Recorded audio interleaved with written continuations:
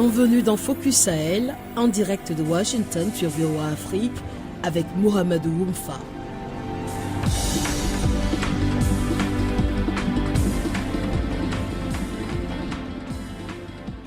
Bonsoir à toutes et à tous, bienvenue dans Focus Sahel, l'émission qui vous offre une perspective unique sur la région. Chaque semaine, nous explorons les nombreuses facettes de la vie au Sahel. Au sommaire de cette édition, gros plan sur l'activité des journalistes et des médias dans les pays du Sahel, confrontés à l'insécurité, aux restrictions imposées par les militaires au pouvoir, à la précarité économique, les médias du Sahel jouent leur survie. À suivre le reportage de notre correspondant au Niger et l'analyse de notre invité Sadibou Maron, responsable du bureau Afrique subsaharienne de Reporters sans frontières.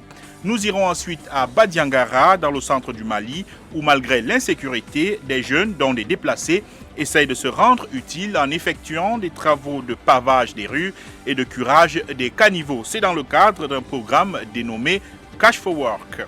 Le fait marquant de la semaine, c'est le report de l'élection présidentielle au Sénégal. Comment ce report est-il perçu dans les pays voisins et quelles sont les répercussions possibles dans la région? Nous poserons ces questions à Sékou Tangara.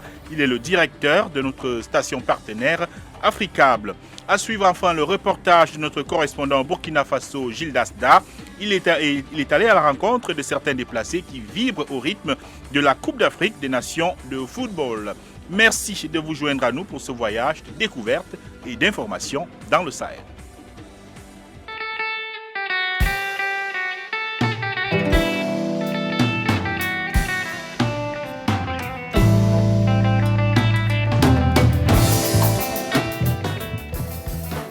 Dans plusieurs pays du Sahel, l'intensification des attaques des groupes armés n'a cessé de réduire l'espace de collecte de l'information des journalistes et d'affaiblir les moyens de diffusion. La dégradation de la situation des médias a été exacerbée par l'arrivée de certains militaires au pouvoir, des médias dont la situation économique était déjà fragile avant que les sanctions de la CEDEAO ne viennent en rajouter une couche. Rendons-nous au Niger pour toucher du doigt la situation des journalistes et des médias. C'est dans ce reportage que nous propose notre correspondant Abdul Razak Idrissa. Mustapha Abdraman Zongoma est le directeur général de l'un des principaux groupes de presse privés de Niamey. Depuis les événements du 26 juillet, c'est avec beaucoup de peine qu'il arrive à faire fonctionner son média en l'absence parfois de moyens de base et aussi de rentrée de fonds. Dans la capacité de pouvoir fonctionner en continu, déjà un problème se pose. Sans électricité, on ne peut pas diffuser.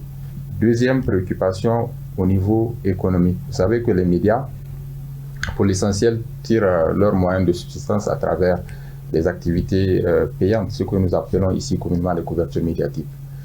Le départ de certains partenaires a fait en sorte qu'il y a moins d'activités, moins d'ateliers, moins de séminaires, du coup moins de sollicitations des médias privés pour venir faire des prestations de services.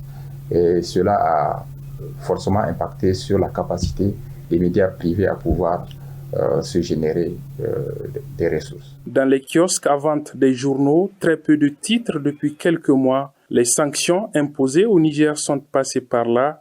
Zabeirou Souley est le président de l'Association nigérienne des éditeurs de la presse indépendante. Auparavant, avec 100 voire 125 000, vous pouvez éditer 500 exemplaires. Les prix de production ont augmenté.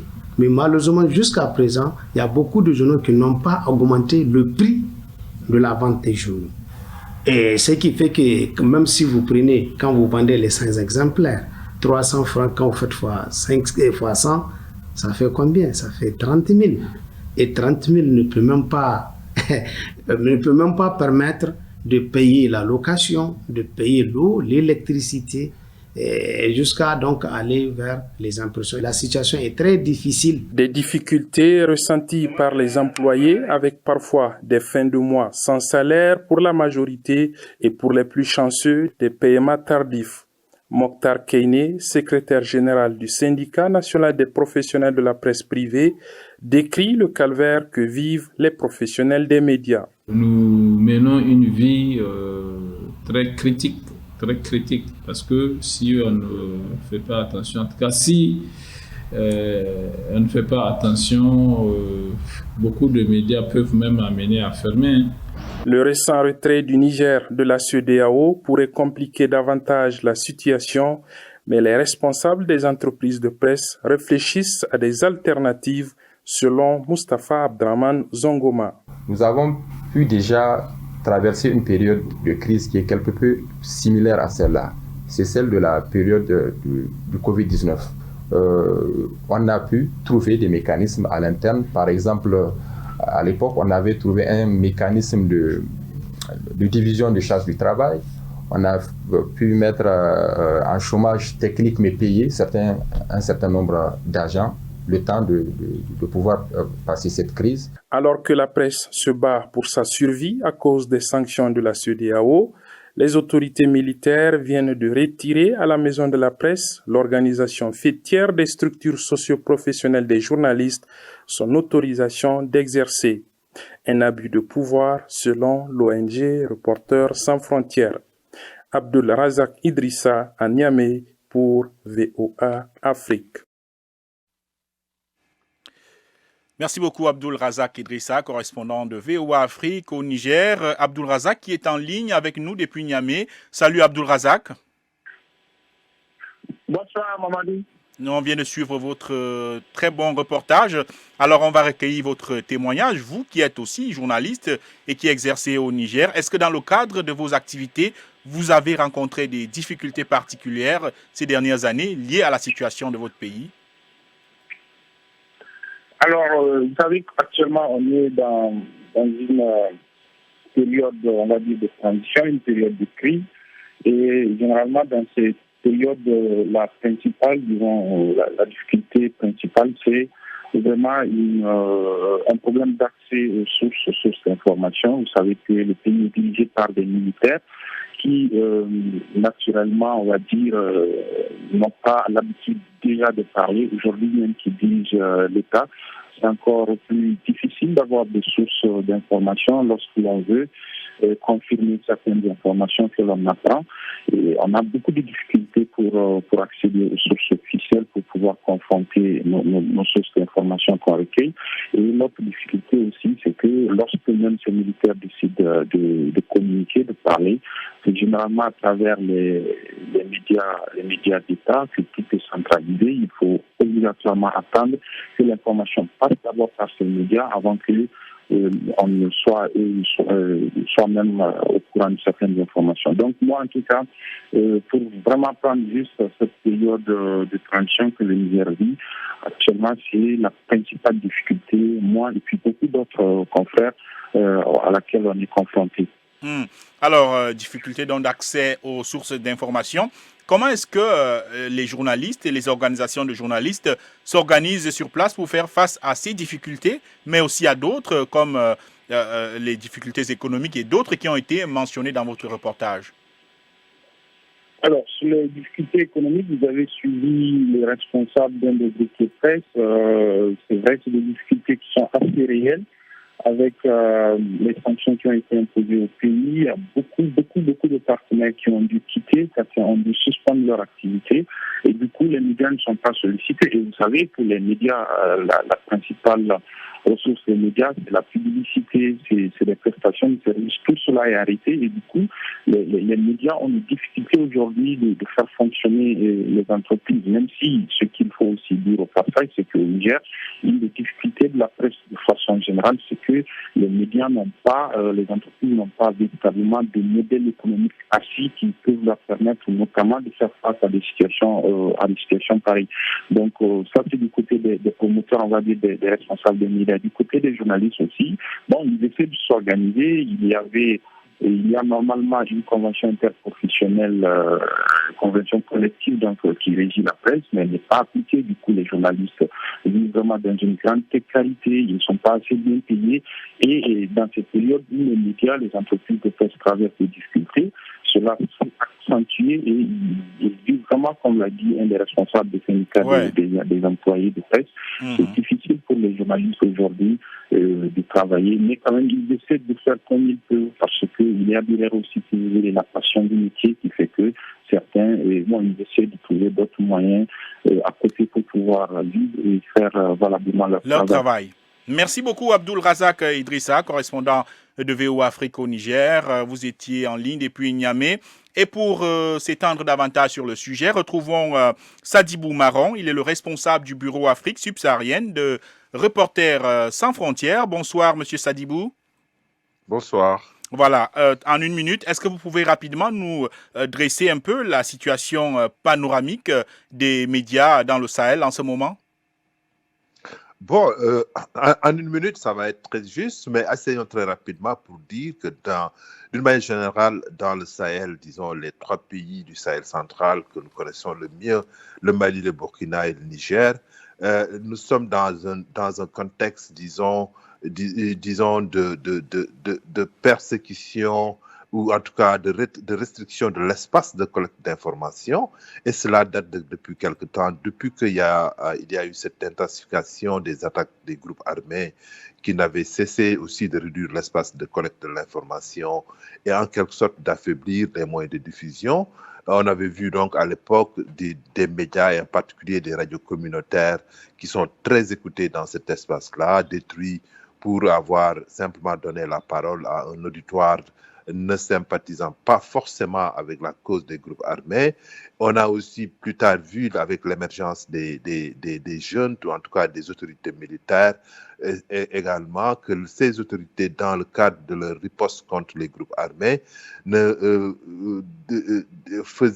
y avait un peu les armées régulières qui faisaient beaucoup de violations des droits humains et quelque part, ils ne voulaient pas que ces droits humains puissent être, disons, ces violations puissent être, disons, révélées par des médias, sinon des médias indépendants ou des médias de grande écoute. Oui, alors Sadibou Marron, on va y aller point par point.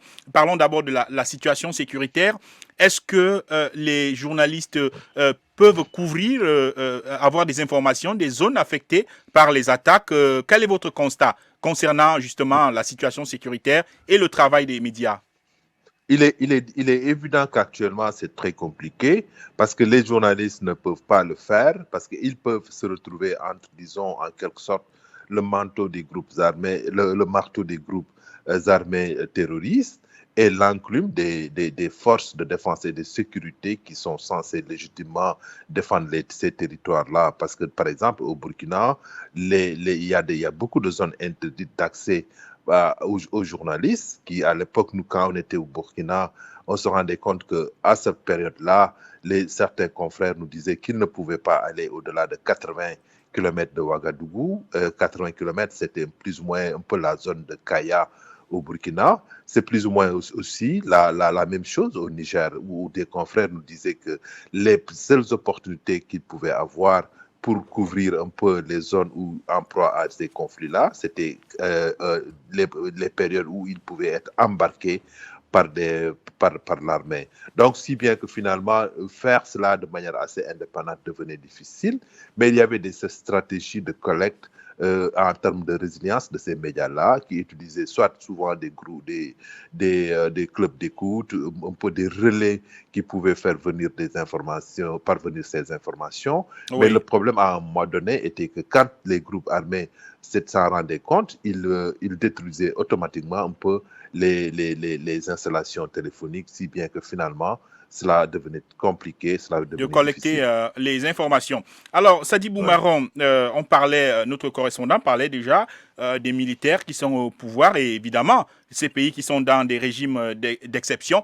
Est-ce qu'en réalité, selon vous, il y a une autocensure des médias du fait qu'ils ne souhaitent pas envenimer la situation ou parce qu'ils ont peur de traiter de certains sujets?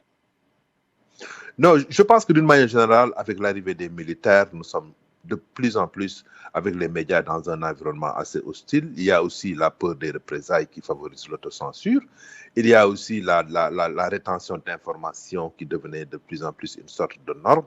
Et dans cet environnement-là, comment continuer à informer alors que l'exercice d'un journalisme libre et de qualité s'avérait compromis dans ces pays-là parce que les militaires aussi avaient remis en question beaucoup d'acquis des médias, par exemple au Burkina, au Niger et au Mali, au Mali par exemple, avec la question du traitement patriotique de l'information que les armées essayaient de faire prévaloir et l'arrestation également de journalistes qu'on a vu émerger au Burkina Faso et certains journalistes qui étaient considérés comme des voix, en tout cas critiques, avaient été forcés à être enrôlés dans l'armée. Cela aussi, ça devenait problématique. Et puis, il faut aussi dire qu'il y a les signaux de certains médias internationaux qui ont été suspendus. Alors, un mot rapidement sur la situation économique de la presse en cette période. C'est que, en fait, la situation économique de la presse, comme l'a décrit le confrère du Niger, c'est que c'est extrêmement difficile. C'est-à-dire que la question des intrants de production, surtout dans un pays comme le Niger, qui actuellement fait face à un certain nombre de sanctions. Le Niger n'est pas un pays ouvert, c'est très enclavé. Il y a beaucoup de matériel qui viendrait un peu des pays qui sont du bord de mer, comme on dit. Donc, cela devient problématique. Nous, quand il y avait les premiers mois après le coup d'État, on parlait avec des journalistes qui nous disaient que, par exemple, l'électricité fonctionnait au ralenti, mais après, il fallait utiliser des groupes. Mais ces groupes-là sont alimentés par du carburant. Et ce carburant souvent également fait défaut. Donc, d'une manière générale, cela impacte le travail et la rentabilité des médias. Mais au-delà de cela également, les journalistes se retrouvent sans salaire. Parce que si les médias ne sont pas rentables, s'il n'y a pas les entrants de qualité accessibles et disponibles à bon prix, il n'y aura pas forcément de bénéfices pour que les journalistes puissent être payés, notamment les jeunes journalistes, les reporters, qui sont très résilients et c'est eux qui sont sur le terrain, qui couvrent l'information. Voilà. Sadi Boumaron, très rapidement, en une minute, quelles sont les attentes, quel est le message de Reporters sans frontières vis-à-vis des journalistes et peut-être des autorités de ces pays du Sahel? Rapidement. Donc, fondamentalement, nous pensons qu'il faut d'abord assurer du mieux possible et dans la mesure des moyens disponibles la sécurité des reporters qui sont dans ces pays-là. Il faut aussi fournir des formations pratiques en matière de sécurité des professionnels et mettre fin aux attaques verbales et aux menaces contre les journalistes, y compris par les personnalités politiques, les membres des forces de défense et de sécurité, et condamner publiquement ces attaques quand elles ont lieu et assurer aussi que ces menaces et des agressions contre les journalistes fassent systématiquement l'objet d'enquêtes. Mais il faut aussi autoriser que l'accès des journalistes aux zones dites interdites dans certains pays puisse être favorisé. Voilà. Et aussi adopter des lois d'accès à l'information dans ces pays-là, parce qu'il y a quand même beaucoup de lois liberticides qui ont été mises en place récemment. Voilà, merci beaucoup Sadi Boumaron. Je rappelle que vous êtes le responsable du bureau Afrique de Reporters sans frontières. Vous nous répondiez depuis Lomé au Togo, où vous vous trouvez actuellement. Alors, on va se rendre immédiatement à Badiangara, dans le centre du Mali, où malgré l'insécurité, certains jeunes s'impliquent dans des actions citoyennes. Ils sont de plus de 200, majoritairement des déplacés, qui s'organisent pour des travaux de pavage des rues et de curage des caniveaux dans le cadre d'un programme dénommé Cash for Work. Cette activité entre dans le cadre de l'embellissement de la ville sur un financement du programme des Nations Unies pour le développement de Badiangara. Voici la correspondance de Tidiani Ouedraogo. Avec travaux de groupe, le gouvernement du Mali entend lutter efficacement contre le chômage des jeunes et des femmes et contribuer à l'amélioration du cadre de vie des communautés affectées par les conflits. Fatmata Koulibaly nous accueille avec son équipe de pavage devant le centre de santé de Badiangara. Je suis une ouvrière qualifiée dans les pavages de rue. Nous sommes en équipe, pas de différence entre hommes et femmes. Chacun à son niveau, joue son rôle dans le travail. Ils sont plus de 200 jeunes, majoritairement des femmes déplacées, qui prennent part à ces travaux d'intérêt collectif dans la ville de Badiangara. Une activité dénommée Cash for Work avec l'appui du programme des Nations Unies PNUD. Fatmata Kassogue est une femme déplacée. Elle profite de ces travaux pour s'occuper de sa famille. Je travaille ici pour appuyer ma famille. Mon mari n'a pas de travail. J'ai aussi ma mère et mes 2 frères que je dois soutenir. Ce programme vise aussi à empêcher au groupe djihadiste de recruter parmi les jeunes chômeurs. Abdoulaye Bari est un jeune vivant à Padjangara. Ce projet est vraiment la bienvenue parce que nous étions en chômage. En travaillant ensemble en équipe avec les jeunes déplacés, nous apprenons à se connaître et la confiance revient entre nous. Pavage des rues, curage des caniveaux, l'impact de ce projet en termes de cohésion sociale est très important. Yaperu Guindo s'estime heureuse de participer aux travaux. Je suis très heureuse de participer aux travaux de curage et de pavage dans les rues. En plus, ceux qui seront blessés au cours des travaux sont pris en charge gratuitement. L'impact des activités sont visibles dans la ville de Padjangara. Les autorités régionales souhaitent sa pérennisation dans d'autres localités de la région. Tidjani Ouedraogo pour VOA Afrique, Padjangara.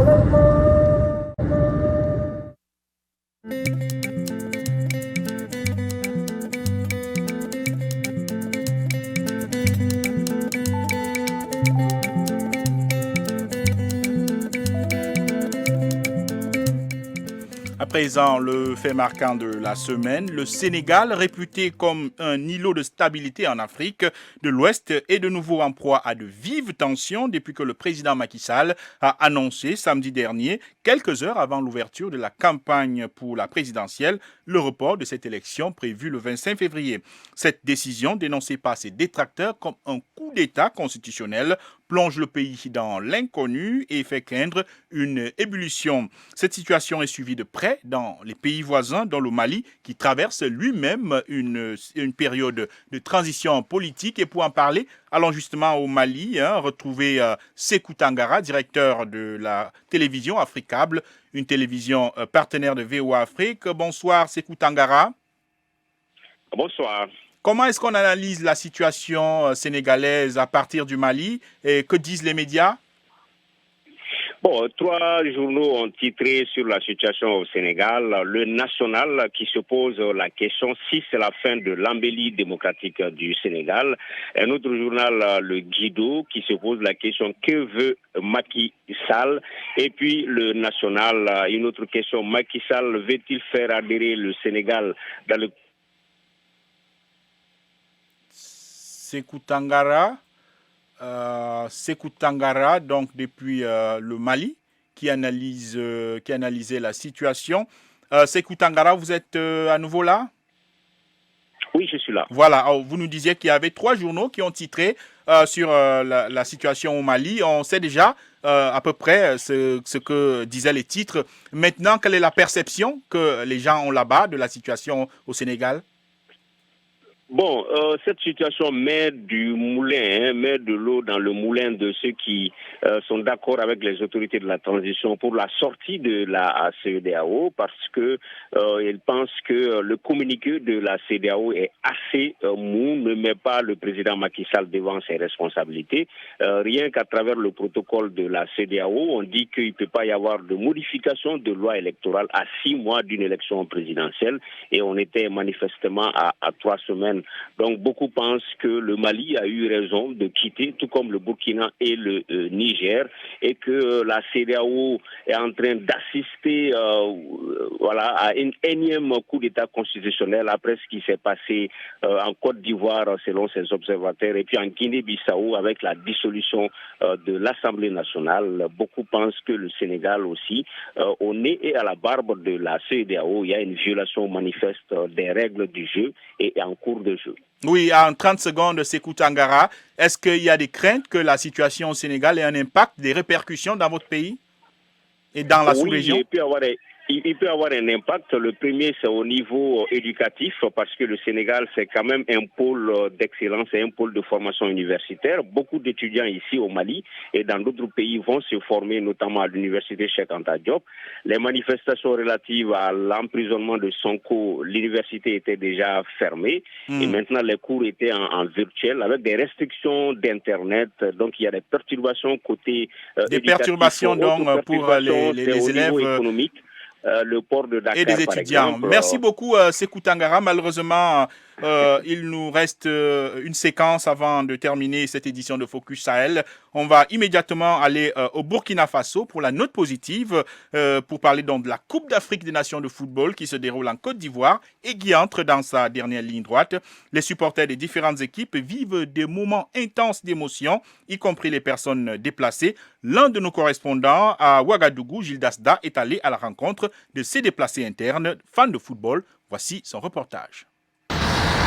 Amdalaï, quartier en plein cœur de Ouagadougou. Il est un peu plus de 16 heures. Dans ce local vivent des centaines de personnes déplacées internes contraintes de fuir leur village à cause du terrorisme.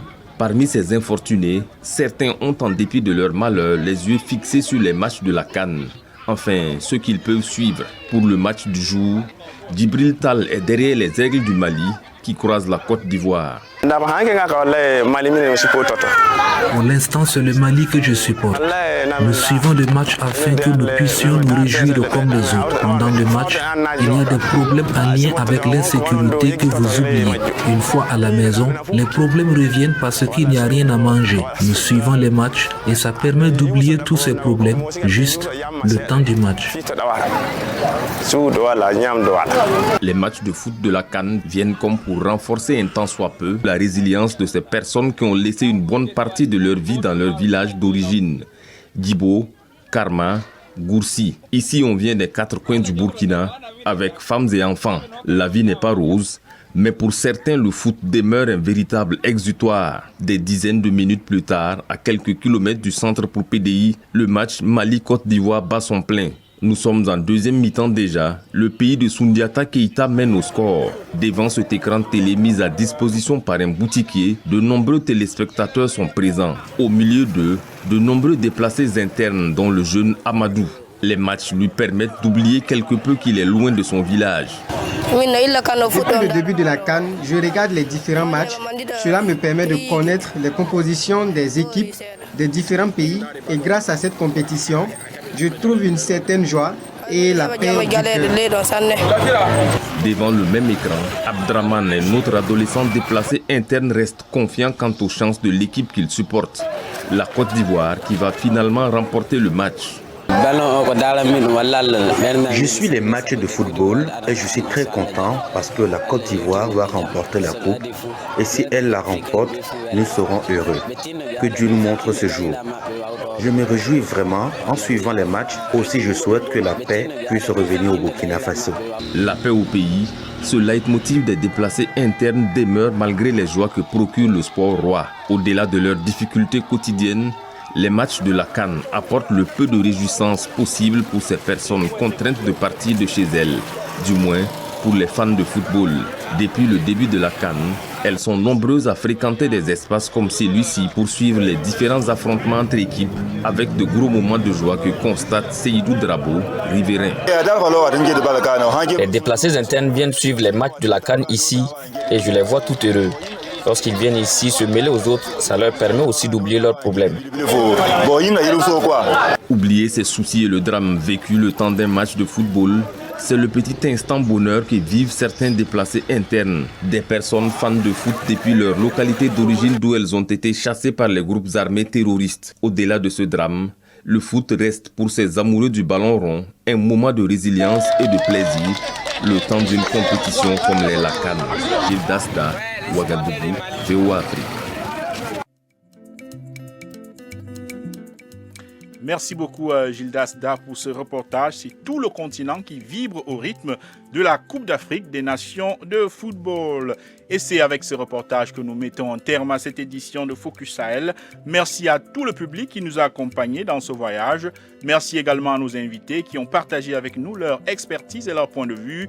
Enfin, je tiens à saluer tout particulièrement nos correspondants qui nous ont apporté des nouvelles fraîches du Sahel.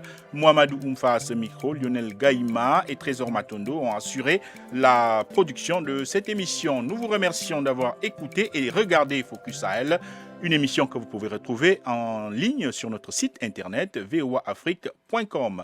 Merci et à très bientôt sur ces mêmes antennes.